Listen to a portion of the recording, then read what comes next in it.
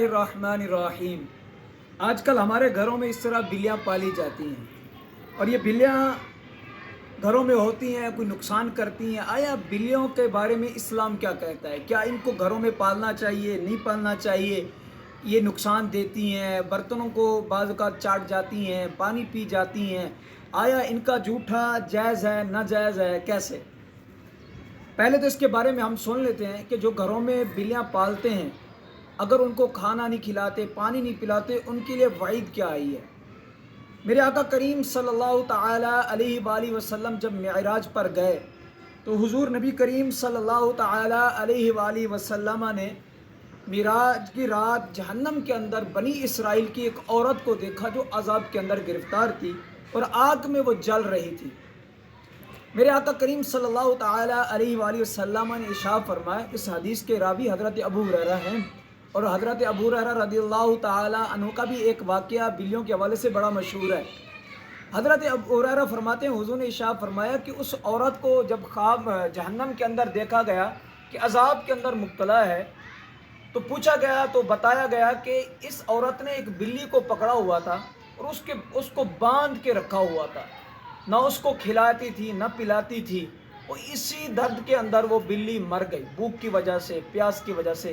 میرے آقا نے ارشاد فرمایا اگر وہ اس کو چھوڑ دیتی تو وہ جاتی کیڑے مکوڑے کھاتی، پانی پی لیتی تو اس کی جان بچ جاتی۔ اس کی وجہ سے اس کو اللہ تبارک و تعالی نے عذاب کے اندر مبتلا کر دیا۔ تو اس سے پتہ چلا بعض اوقات صغیرہ گناہ بھی انسان کو عذاب کے اندر مبتلا کر دیتے ہیں۔ اب یہ مسئلہ بھی آیا کہ اگر پانی رکھا ہو اور بلی آ کر پانی کو پی جائے تو پانی پلید ہو جاتا ہے یا نہیں؟ اس کے بارے میں میرے آقا کریم صلی اللہ تعالی علیہ وآلہ وسلم کی پیاری زوجہ مطہرہ حضور علیہ الصلوۃ والتسلیم کی محبوبہ اما عائشہ صدیقہ رضی اللہ تعالی عنہا ارشاد فرماتی ہیں، میں نے نبی کریم صلی اللہ تعالی علیہ وسلم کو پانی کے لیے وضو کے لیے پانی عطا دیا تو حضور علیہ الصلوۃ والتسلیم نے جب وضو کرنے لگے تو بلی آئی اور پانی پینے لگ گئی۔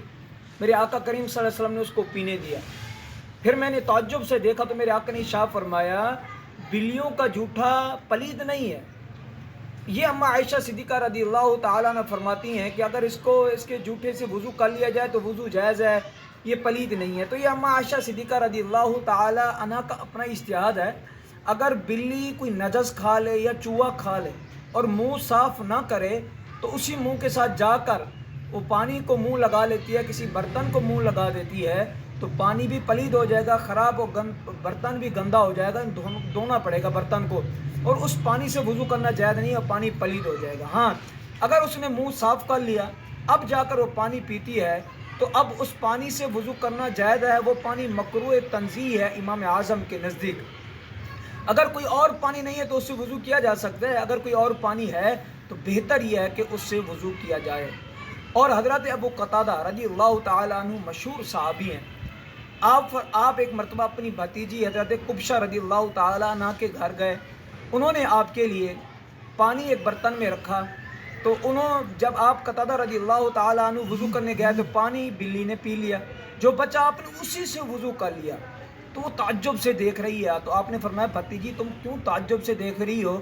اس وجہ سے دیکھ رہی ہو کہ بلی کے جھوٹے سے میں وضو کر رہا ہوں؟ انہوں نے عرض کی جی ہاں۔ آپ نے فرمایا میرے آقا نے ارشاد فرمایا بلیوں کا جھوٹا پلید نہیں ہوتا، بلیوں کا جھوٹا نجس بھی نہیں ہوتا، اس سے وضو کیا جا سکتا ہے، حضور نے خود کیا۔ تو یہاں پر بھی وہی مسئلہ ہے کہ یہ مکروہ تنزیہ ہوتا ہے کم از کم، اگر وہ اس کا منہ صاف ہو، کوئی پلیدی اور نجس اور خون وغیرہ نہیں لگا ہوا۔ اور ایک مرتبہ حضرت عائشہ صدیقہ رضی اللہ تعالی عنہا کے پاس ایک کسی عورت نے حریصہ بھیجا، وہ آئی، اس کی خاتمہ تو اما عائشہ کو دیکھا وہ مصلی پر نماز پڑھ رہی ہیں، تو آپ نے اشارہ کیا تو اس نے حریصہ مصلی پر رکھ دیا۔ اما عائشہ صدیقہ رضی اللہ تعالیٰ عنہ نماز میں مشغول تھی، اتنے میں بلی آئی اور حریصے کو کھانے لگ گئی، وہ کھا کر چلی گئی۔ آپ نے نماز پڑھی، اما عائشہ صدیقہ رضی اللہ تعالیٰ عنہ نماز سے فارغ ہونے کے بعد جہاں سے بلی کھائی حریصے کو وہاں سے آپ نے کھانا شروع فرما دیا۔ تو وہ بچی تعجب سے دیکھ رہی تھی۔ میرے آقا نے اما عائشہ صدیقہ رضی اللہ تعالیٰ عنہ ارشاد فرماتی ہیں کہ حضور نے ارشاد فرمایا بلیوں کا جھوٹا پلید اور نجس نہیں ہے، اس لیے میں ان کے جھوٹے سے کھا رہی ہوں۔ تو اس کی بھی علت وہی ہوگی کہ اگر یہ ان کا اپنا اجتہاد ہے، ورنہ اگر منہ خراب ہے، پلید ہے، نجس ہے، خون لگا ہوا ہے، تو اس سے وضو اپنا وہ پلید ہو جائے گا، برتن بھی اور کھانا بھی اور پانی بھی۔ اگر صاف ہے تو پھر وضو بھی کیا جا سکتا ہے، کھانا بھی اس کا کھایا جا سکتا ہے، کیونکہ میرے آقا نے ارشاد فرمایا یہ بلیاں تمہارے گھروں میں آتی جاتی رہتی ہیں اور یہ درندوں میں سے نہیں ہے، یہ جانوروں میں سے ہے، تو لہٰذا اس کا کھانا پینا جھوٹا پلید تب ہوگا جب اس کا منہ خراب ہو، نجس لگی ہوئی ہو۔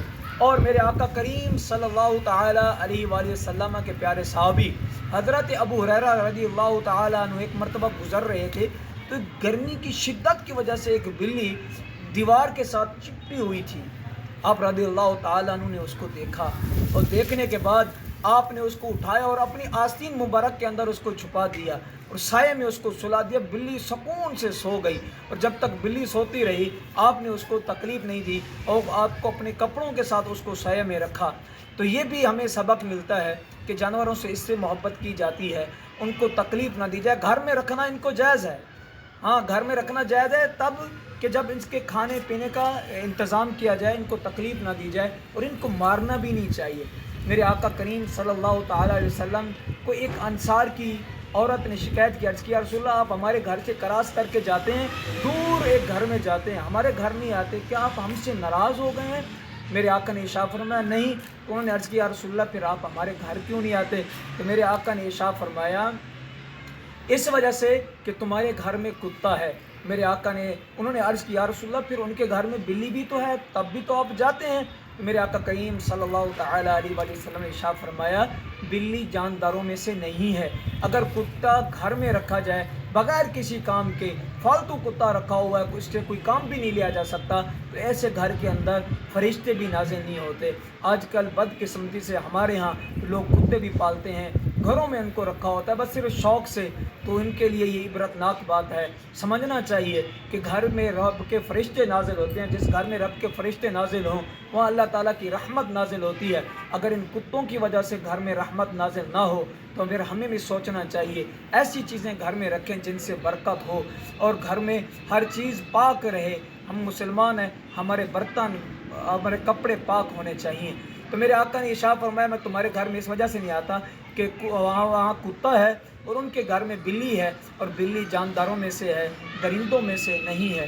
اور اس سے پتہ چلا کہ بلی گھر میں رکھنا جائز ہے۔ حضرت جابر اور حضرت عمر بن عاص سے بھی روایت ملتی ہے، میرے آقا نے ارشاد فرمایا بلی اور کتے کی بیع جائز نہیں ہے، لیکن یہ استحبابی امر ہے۔ کتے کو بھی بیچا جا سکتا ہے، بلی کو بھی بیچا جا سکتا ہے۔ اگر کوئی بلی کو بیچ دیتا ہے تو بیچنا جائز ہے، لیکن یہ ہے غیر مناسب۔ اگر کوئی کر دیتا ہے تو کر سکتا ہے، بلی بھی بیچی جا سکتی ہے، کتے بھی بیچے جا سکتے ہیں۔ اللہ تبارک و تعالی ہم سب کو دین سمجھنے کی توفیق نصیب فرمائے، لیکن احساس اگر گھر میں جانور ایسا ہے، ہمارے ہاں بکریاں ہوتی ہیں، گائے اور بھی ہر چیزیں ہوتی ہیں جو ہم گھروں میں پالتے ہیں، ان کے کھانے پینے کا احساس کیا جائے، ان کو تکلیف نہ ہو۔